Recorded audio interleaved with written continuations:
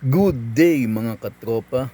Dito sa aking aquayard Ang ay liit-liit meron din niya po pala kaming pero mga period na siya inaalagaan ng mga red eggs. clarkie. Sa video na Ang yan po ay sinasabi galing-galing. ko na ang liit-liit pa Balik muna nitong kita red sa clarkie lungga na to mo. pero ang dami niya na din agad eggs.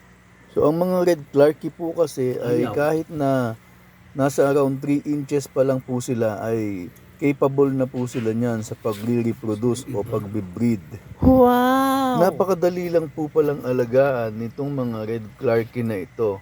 Kung saan ang kailangan lang dito ay age water o yung tubig na matagal na stock o na-cycle. So yung mga nakita nyo pong eggs kanina ay kapag na-hatch, after 1 Ganyan week po ay mga anak ganito na nila. kagad ang laki ng size nila. Ang Which saya-saya. is parang kasing laki lang ng red cherry shrimp pero Dilundag. meron silang claws na visible naman. Napakadali lang pong alagaan ng mga red clarkie na ito.